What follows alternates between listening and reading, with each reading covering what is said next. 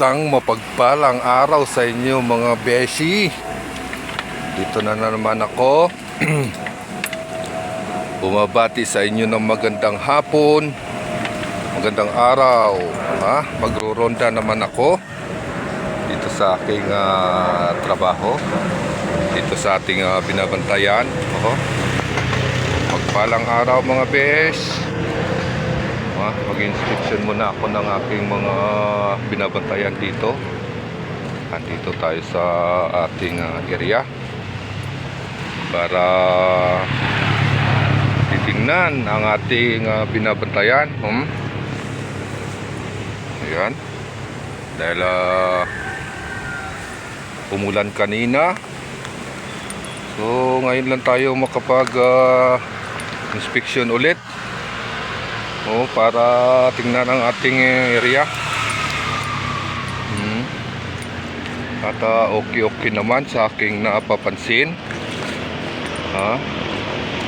Pero kailangan nating halugugin halugugin ang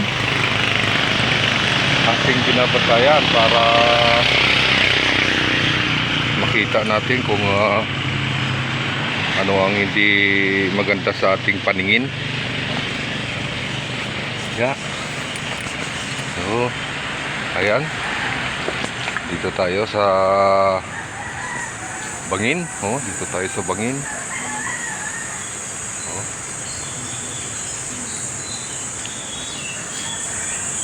Yan po mga besh. Huwag nyo na pagmamasdan. Ito lang naman ng ating area. Dahil doon sa dulo ay wala na po tayong madadaanan doon. Daming lamok. Ay malamok na area. Yan. So, okay naman mga besh. Okay ka lang ba dyan besh? Kabayan, okay ka lang ba dyan?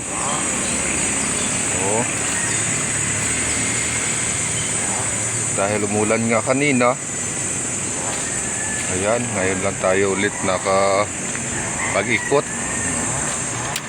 So ayan, dito tayo sa may puno ng kawayan. Dito tayo dadaan. Ayan, ay dadaan lang. Baka matisod ka lulo.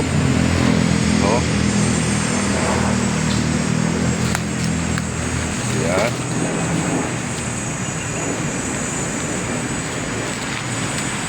Dahan-dahan lang, dahan-dahan. Ayan, bumuga yung tubig dito, bes. So, ito, bumuga. Dahil malakas yung ulan kanina. Ayan.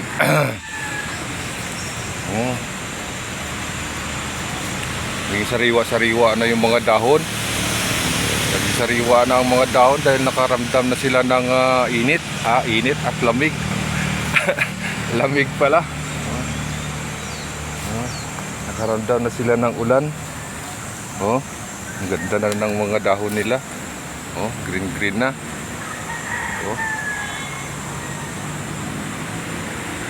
Ayan, bes. So, tuloy lang natin. Tahan natin ang ating kailangan inspeksyonin. Dito bes, ang daming lamok. Kaya kailangan alerto ka sa pagtapik. Tatapikin mo lang. Yun. Magandang hapon sa inyo muli. Ay nagpapasalamat at nandyan kayo.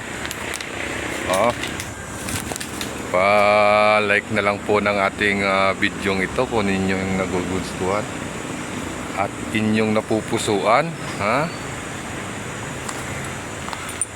Yan, ako'y nandito na sa taas. Ayan. Di ba? Malapad-lapad din itong ating binabantayan. Aray ko. Oh. Ayan, pa-subscribe naman mga best. At mag-iwan ng comment sa comment section. At maraming salamat kung saan man kayo naroroon. Mabuhay Pilipinas! Hey hey!